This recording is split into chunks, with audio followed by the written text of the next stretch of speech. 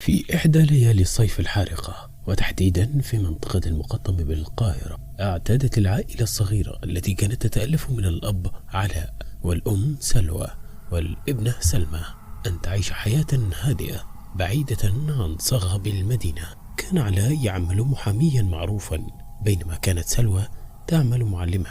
وقد عرفت العائلة باستقامتها وحسن سمعتها، إلا أن هذه الصورة الهادئة لم تستمر طويلا، حيث تغيرت الأمور بشكل غريب بعد أن قررت الأسرة الانتقال إلى منزل جديد في منطقة نائية نسبيا بالمقطم.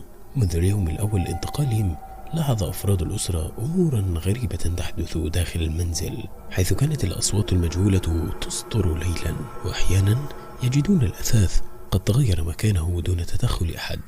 لكن علاء بعقلانيته أصر على تفسير هذه الأمور بأنها أوهام بسبب التوتر الناتج عن الانتقال. ذات ليلة استيقظت سلمى على صوت خطوات ثقيلة قادمة من الطابق السفلي. فضولها دفعها للنزول للتحقق، لكنها لم تجد أحدا. وعندما أخبرت والديها في الصباح ازداد قلق الأم، بينما أصر الأب على أن الأمر مجرد أحلام. ومع مرور الأيام تصاعدت الظواهر الغريبة. بدأت العائلة تشم روائح كريهة في أرجاء المنزل، وكانوا يجدون بقعا غريبة من الدماء في أماكن متفرقة. توجه علاء إلى أحد جيرانه الجدد ليسأله عن تاريخ هذا المنزل. عندها اكتشف الحقيقة الصادمة: هذا المنزل كان مسرحا لجريمة بشعة قبل سنوات عديدة، حيث تم العثور على جثث ل3 أفراد مدفونة داخله، ولم يتم التعرف على القاتل. عاد علاء إلى منزله مصدوما.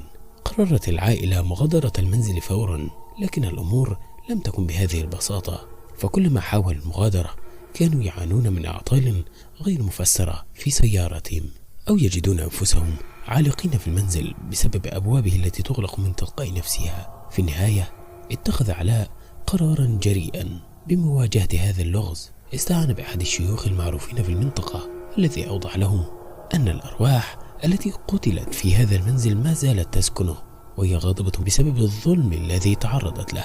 بدأ الشيخ بإجراء جلسات للرقية الشرعية، واستمر الأمر أياما طويلة حتى هدأت الأمور. تمكنت الأسرة أخيرا من بيع هذا المنزل ومغادرته، وعادت حياتهم إلى طبيعتها. لكن ذكريات تلك التجربة ظلت تطاردهم دائما. برجاء الاشتراك في القناة وتفعيل زر الجرس والإعجاب بالفيديو، مع كتابة رأيك في التعليقات. يؤمنني دائما رأيك. سلام.